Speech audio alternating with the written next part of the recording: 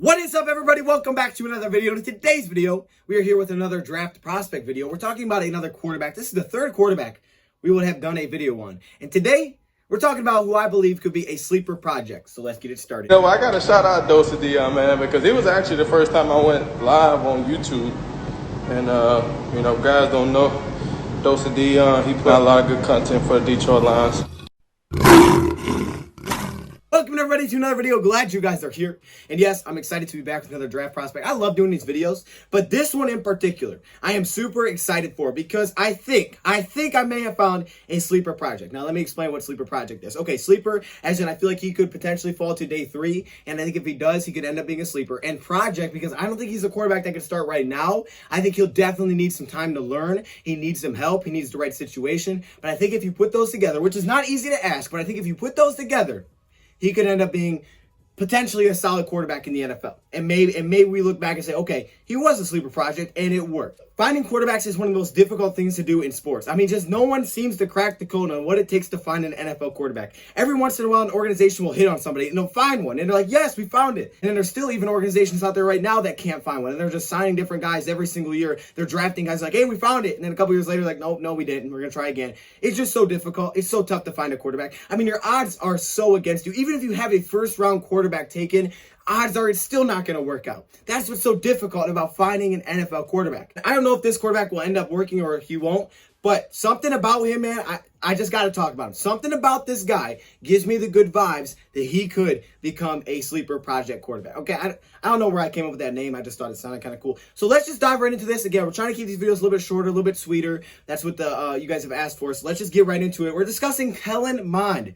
Now, I know on the board it should say Kellen Mond, but it says 2021 final injury report. I can't erase the board, so just pretend it said Kellen Mond. Like, oh, hey, it says Kellen Mond. It does. No, it doesn't. How about this quarterback out of Texas A&M, Kellen Mond, who is 6'3", 217 pounds. Now, if you have not seen Kellen Mond yet, you're in luck. You're going to get to see him tonight if you want to. They play at 8 p.m. Eastern time. I think they play against North Carolina. They're the number 5 team. They were the team that was trying to make the case that they should have been in the top 4, probably instead of Notre Dame. I think they probably may have had a legitimate case there. But still, that team is going to play tonight at 8 p.m. Eastern time. So you will have an opportunity to watch Kellen Mond if you are interested. Personally, I will be watching the game. Now, I am not completely sold that this guy is perfect. He's this great quarterback that everybody's sleeping on. And he's going to come in. He's going to be a superstar. Like, that's not what I think. But I do think he has the tools to be a sleeper project. I'm not super high on this draft class, but I will say this. This draft class is very, very interesting. There's a lot of dual threat quarterbacks also. Have you noticed? Like, every single quarterback in this draft seems to be dual threat. I don't know. Anyways, let's talk about it. Let's get into his strengths. Then we'll take a look at his weaknesses and also his stats. Actually, let me first take a look at the stats here. So when you look at the stats, a couple of things I want to point out. First off, completion percentage. As you'll see, the completion percentage has improved, and it's his highest completion percentage in 2020. Also, the interceptions, the lowest it has been. 3 interceptions. Now, that is huge to me because one of his biggest flaws, and I watched 2018 film as well. I watched old film with this guy, 2018, 2019. I watched a lot of old stuff. But what you'll notice is one of his biggest issues was putting the ball in harm's way. However, he has done a very good job on addressing that issue and taking care of the football way better in 2020, and his team has benefited from that. So you can see all the way down to 3 interceptions from, what was it last year, like 9? Definitely an improvement there. So let's take a look at his strengths, and then we'll take a look at his weaknesses. Starting off with his strengths. First off, he is a 4-year player. Now, he took over when the other quarterback got injured. He's a 4-year player, so he has tons of experience. But what I like here, and this is one of the biggest knocks against him, against Kellen Mond, is that he hasn't improved enough year by year. He did notice that every year there seemed to be little improvements. He never really took that big jump, but there were little improvements. And there's enough here for me to believe he could be a nice project quarterback. Also, his release. He has a very compact and quick release, but I think the reason it's so quick is because he always has the ball here. He's got the high elbow. He's always got it up near his ear. Always. And it's kind of weird looking at times because when he runs like that. He doesn't like grab it like this. He runs like this. But he does that, and it allows for a very quick release because anytime he sees someone open, if he's scrambling, it's right here. You know, it's right here. With him keeping the ball up here, I think it really does help benefit him when it comes to making passes rolling out. So if you get him an offense where you got play action bootlegs, whether it's under center, he goes under center, he'll play out the pistol as well. He kind of does a little bit of both there, some RPOs. But if you got a lot of things rolling out to a sideline, he's a really good job of keeping it up here, but getting the ball out and making really good passes on the run. He he's a very good passer on the run. He's actually pretty accurate there, which is kind of nice. Now, he doesn't have the biggest arm, but if he is stepping into a throw, he can put some zip on it, but definitely not the biggest arm. You'll see some passes that float. And to me, some of an interceptions, he actually had one interception against Alabama, which you will notice if you go watch that game. He threw an out route, but he didn't have enough zip on it. He kind of floated that ball out there. Now, some will say that it's not necessarily the arm strength that's the issue. It's the timing that's the issue. He's late. And that was definitely a bigger issue in 2019. Again, it's improved in 2020 for sure.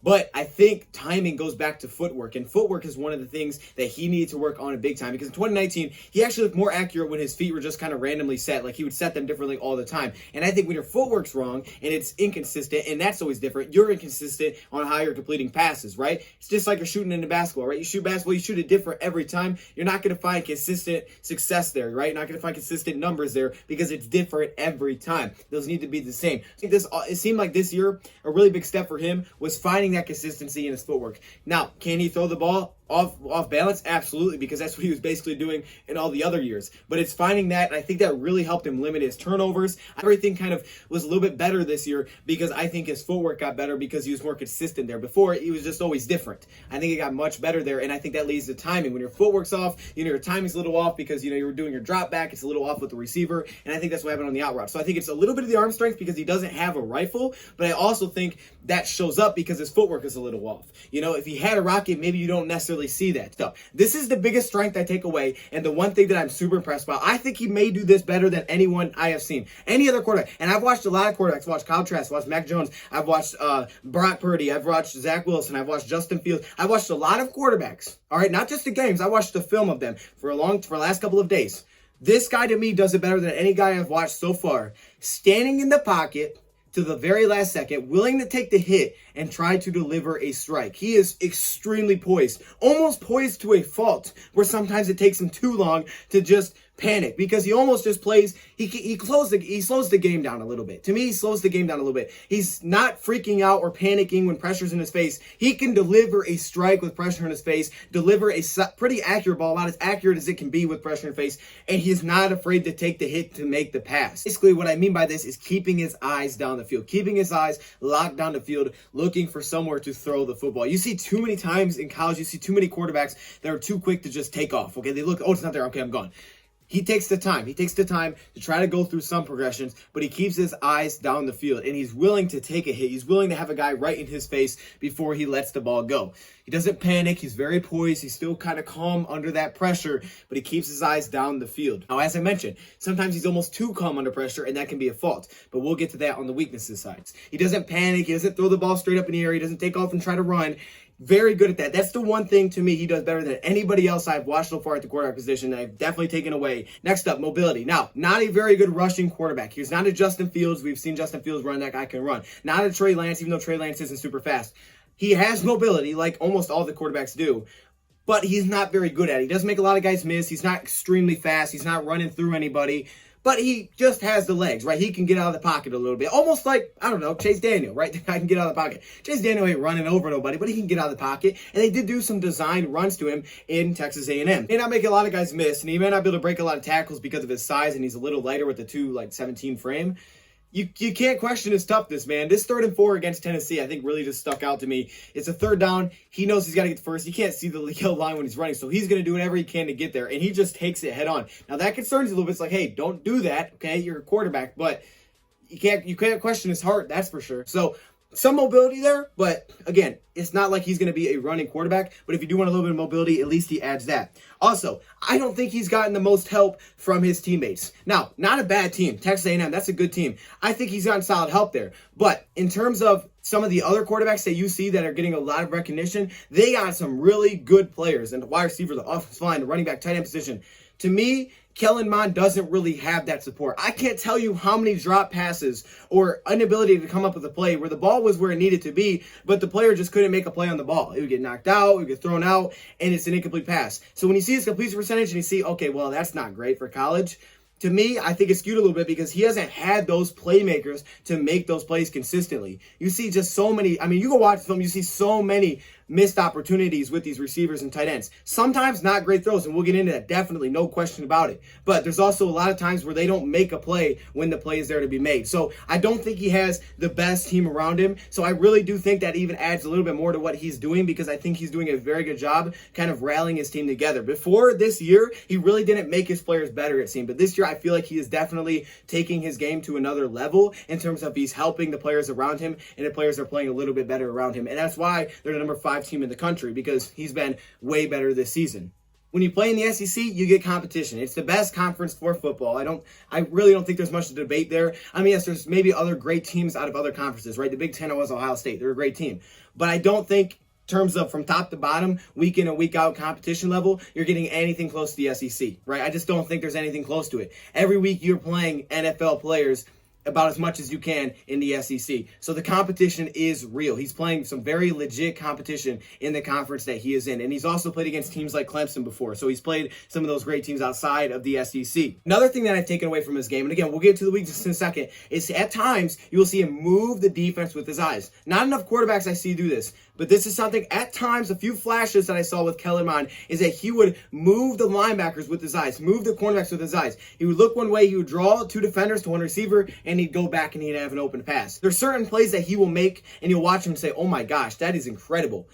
But he just doesn't do that consistently, because then he'll come back and make a play. It's like, what in the world are you doing? That's the weird thing about Kellen Mond, but we'll continue with that in a second. Very much so limited his turnovers, like we talked about the stats, which I think is huge heading into the NFL, because if you make passes, put into harm's way in the NFL, more times than not, those are going to turn into interceptions, and those are killers in the NFL because games are so close. You can't have those. Also, I think he's a guy that will rise to the occasion. I think he's relatively clutch, man. This guy puts up big games. He puts up big performances. He'll have bad games, but he also can rise to the occasion. He's shown you times against Clemson that he will rise to the occasion when his team needs it to stay competitive in those games. When they're outmatched, he'll rise up. He'll make some crazy plays to try to keep his team alive. 19 to 2020 took the biggest jump, and I think that's what's really big for Kellen Mond, is you see that improvement year in and year out. He's not really regressing, in my opinion. On to the concerns, the things that his weaknesses. First off, deciding when to leave the pocket. Now, like I said, he's very poised. He's willing to take the hit. Sometimes he can be a little bit over poised, if you will. He'll kind of stand in the pocket, and he won't decide early enough to leave and take off.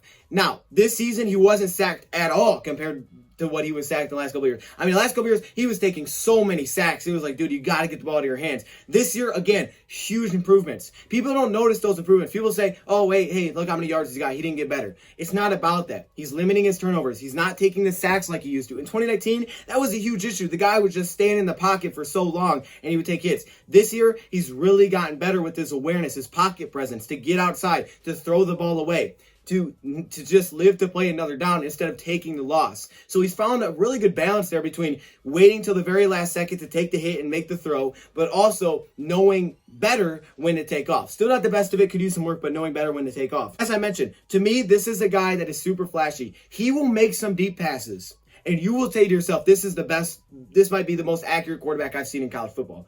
But the reason he can't say that is consistent on top of it. You'll get some of the best pinpoint passes I've seen. Deep balls, intermediate, and they're just like great ball placement, back shoulder. It's beautiful. Corner of the end zone. It's like, how in the world did he do that? And you're thinking, this guy has all the talent. You just simply look at this throw. Just take a look at this throw, okay? On the move, feet not set. This was an issue, is that his feet wasn't set consistently. But this one, he doesn't even need, I mean, just like you see that and you're like, what? Like that's incredible. I mean, that is right in the basket.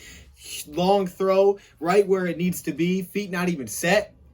But you'll see then this next pass when his feet are set, look how well he can throw the ball. Look how well his ball placement can be. You see how he sets himself up and then puts it where it needs to be? It's just finding the consistency with his footwork. I'm telling you, this guy has some incredible accuracy when he's feeling it.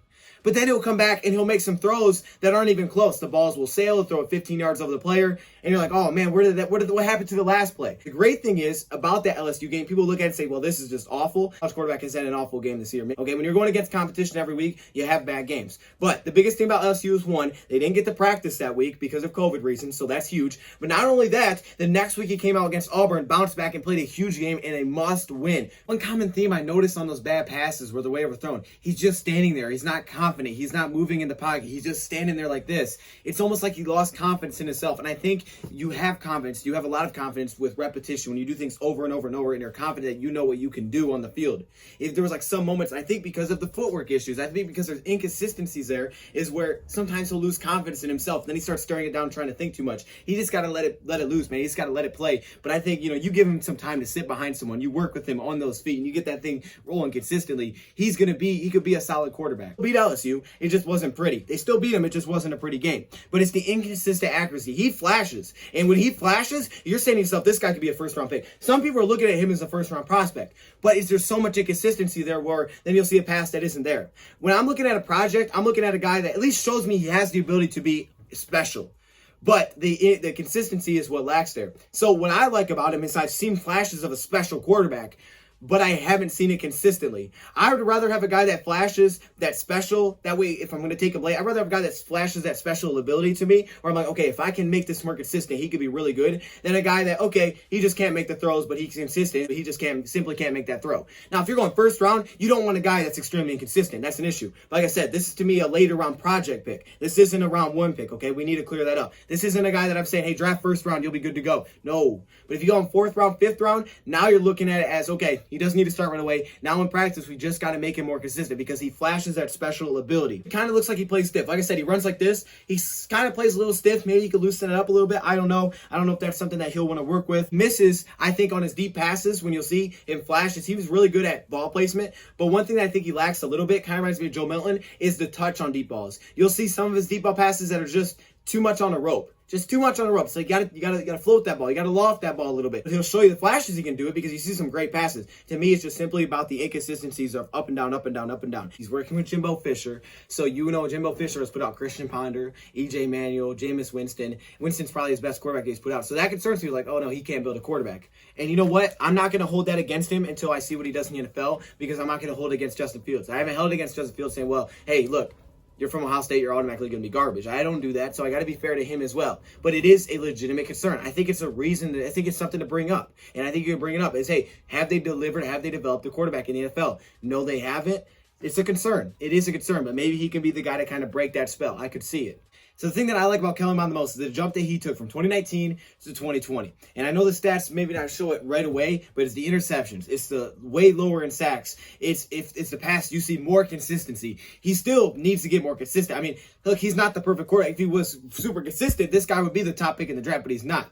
So it's something that needs to be worked on. But he's definitely improved in areas. He's pushed himself. He's gotten better, and we've seen slight improvements here and there. But I think this year he took his biggest jump. Even though it wasn't a huge jump, he did take his biggest jump. We'll see how he performs tonight against North Carolina. But I do like him as a quarterback that shows me the special factors that he could bring. And he's one of those more of a high risk, high reward. I don't think he's been around the best supporting cast, which is an issue. And he's played a lot of competition. So to me, again, this isn't someone that I think can start day one or year one, I should say. But I do think if you put him in the right situation, I think he could be a nice project for a team. And I think he could maybe turn into a starting quarterback at some point. So this is my sleeper project. I've watched a lot of quarterbacks, but this is the guy that I'm going to rock with. So I'm going to stick with him. We'll see how he plays tonight. Again, you guys should check him out. I'm going to check him out. Let's see how he fares against who they play. They're playing North Carolina. So we'll see. It's a big game. Remember to thoughts, comments below. Thank you for watching, and I'm out.